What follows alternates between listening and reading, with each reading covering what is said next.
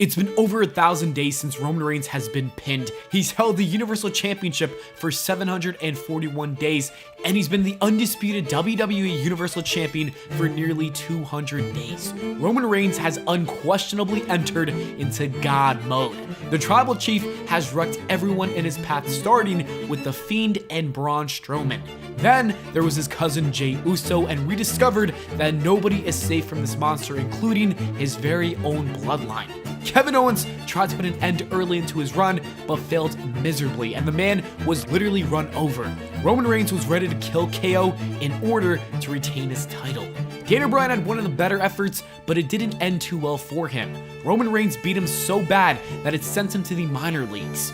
The Rated R Superstar wished that he stayed retired because Edge was defeated twice by Roman Reigns, and one of the times was the ultimate sign of disrespect. I've never seen a man dominate two people to the point where he stacked them onto each other for the victory. Cesaro was finally given a World Championship opportunity only to be humbled. Roman Reigns was forced to show him that there was a reason he was never in the main event scene. Rey Mysterio thought he had a chance and thought wrong. John Cena made his grand return with one goal in mind: to end the championship run and save WWE, but he couldn't even get the job done. John Cena lost and hasn't had a match since. Finn Balor was next in line, and Roman Reigns killed the Demon. Sami Zayn's attempt was just laughable. The Tribal Chief put Goldberg to sleep. Matt Riddle put up a good fight, but he didn't walk out as champion. And Brock Lesnar was buried, quite literally putting a nail on the coffin of that long-time rivalry.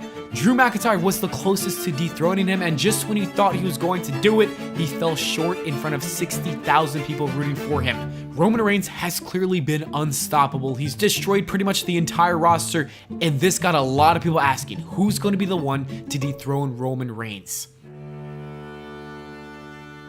Wrestling has more than one royal family. The name that seems to pop up the most to answer that question is Cody Rhodes. The American Nightmare came back to WWE with one goal in mind: to win the WWE Championship for his father. The only person standing in his way is Roman Reigns. Therefore, when he recovers from surgery, fans are hoping to see a return and a victory at the Royal Rumble. Cody winning the 30-man Battle Royal would just be the beginning of this journey. It would end with him dethroning the undisputed WWE Universal Champion in the main event of WrestleMania in front of 70,000-80,000 screaming fans. While I love that idea and I'm not against it, and I would actually be happy to see it play out, I don't think he's the best person. I don't think he's the best option to take down Roman Reigns. I think there's a stronger story out there for somebody else. So you're probably wondering, who is it? Should WWE create a new star with Montez Ford, somebody that can transcend into the main event scene with his victory? No, I don't think so. How about Logan Paul? With his popularity, he can become the WWE's next big thing. Nah, not Logan Paul. What about Braun Breaker? He's got all the potential in the world, but I don't think he's ready just yet. How about Randy Orton, who's a legend that's got a decade left in the tank? As much as I would love to see it, it's not him either. Alright, here's the last choice, The Rock. No, unfortunately, it's not Dwayne Johnson either. It's none of those men. Instead, it's a man who has unfinished business with Roman Reigns. A man that always seems to have his number. A man that I believe Roman Reigns genuinely fears. A man who knows him best because they came into the business together as brothers. Sierra Hotel, India, Echo, Lima, Delta, Shield. And that man is none other than Seth freaking Rollins. You see, these two go way back to a decade ago.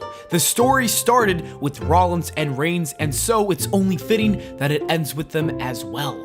I really believe that he is going to be the one to dethrone the Undisputed Champion. It only makes sense when you take a step back and look at all of the history that's been laid out. It all began in 2012. Seth Rollins and Roman Reigns were just two aspiring young athletes who wanted nothing more to make a name for themselves in the WWE. With the help of Dean Ambrose, they went beyond that and they took over the company and became one of the greatest factions in WWE history. The three rookies took WWE by storm, winning multiple championships, becoming the most powerful force. Legitimately, they were unstoppable. The only thing that got in their way was Seth Rollins' ego. The Architect was hungry for more. He wanted to become number one, and that could not happen with his brothers in the way. So, Seth Rollins did the only thing he could think of, and he betrayed them, stabbing them in the back with a number of chair shots. This moment skyrocketed him into success. Seth Rollins became the number one guy at the expense of Roman Reigns. It started with the betrayal. It continued at WrestleMania 31 when Rollins cashed in his Money in the Bank contract to pin and defeat Roman Reigns, winning the WWE Championship, stealing that moment from him. The fans even eventually turned on Reigns, who was the good guy, while rooting for the villain. After coming back from his injury, Seth Rollins targeted Roman Reigns, hitting him with a pedigree. To make the situation worse, he even defeated him at the next pay-per-view to take away his championship. Seth Rollins continuously defeated Roman Reigns. He took his championships away, and he even stole the fans. Seth Rollins has always had his number. Believe it or not, the first 8 years of Roman's career was absolutely hindered by Rollins. It was time for Reigns to make a drastic change, or else he would have been the biggest failed project in wrestling history. Feed them in and watch them all get slaughtered, because this is my island. Roman Reigns did indeed make that change, turning himself from a failure to one of the GOATs of this business. It was actually with the help of Seth Rollins, and I don't think he even knows just how much he played a part in this transformation. Roman Reigns studied every meticulous move made by Seth Rollins in 2014 and implemented it into this run. Step 1, join the dark side. Nice guys finish last, so you need to become the villain. Seth Rollins became an egotistical maniac, and Roman Reigns followed and won't stop until everyone acknowledges him. Step 2, wreck everyone and leave. If you're going to become number one, you've got to take down everyone in your path, including family. Seth Rollins did it to his brothers, while Roman Reigns abused his cousins. Step 3, find a wise man. If you're going to be successful, you're going to need a mentor, and Seth Rollins had Triple H, while Roman Reigns had his special counsel, Paul Heyman. Step 4, keep your hands clean. You don't waste your time or energy doing any dirty work. You build a team to do it for you. Seth Rollins had the authority, and Roman Reigns built the bloodline. Step 5, secure the gold. To prove you're the best, you're going to need to have all the gold around your waist. Seth Rollins had the United States Championship and the WWE title, while Roman Reigns is the Undisputed Champion. The Tribal Chief has done a wonderful job at emulating the Architect. However, Seth Rollins is still the mastermind behind the master plan, and because of this, there's a slither of doubt and fear in the mind of Roman Reigns that he can't beat this man. To make things even more intimidating for the head of the table, Seth Rollins knows him better than anybody else on the roster, which means he knows his every weakness. The only other person who knows just as much is in a different company. Roman Reigns fears Seth Rollins can beat him, and if you need any proof about it, look no further than the match at the Royal Rumble where he disqualified himself, taking a technical loss to protect his title reign. There was doubt, there was fear that he was going to lose and fail against the man that has beaten him time and time again in every important match. Not only that, but I think it's deeper than just losing his title reign. It's having his ego suffer from the source of all his trauma. But I'll never forgive you for what you did to us.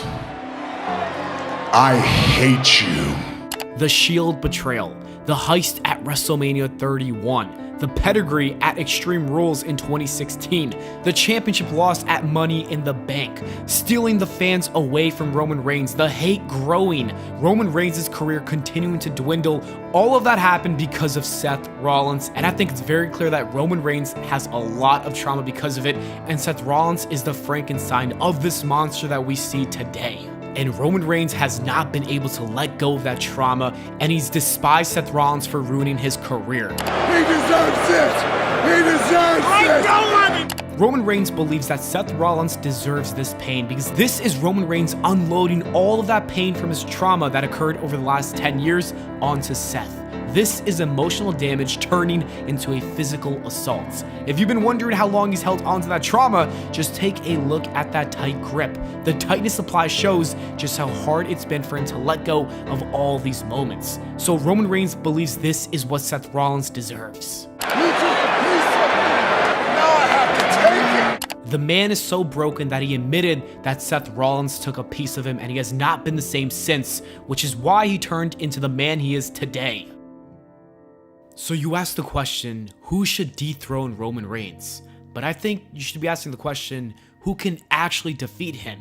And the answer to that is Seth freaking Rollins. There isn't anybody else that can take him down. He's the only person who can beat him because he's the one who created him. It is his duty, his responsibility to dethrone Roman Reigns.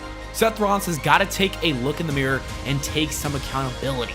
His actions have consequences, and one of those consequences is ruining a man's life, unfortunately making him suffer to the point where he loses his mind. Seth Rollins needs to right this wrong.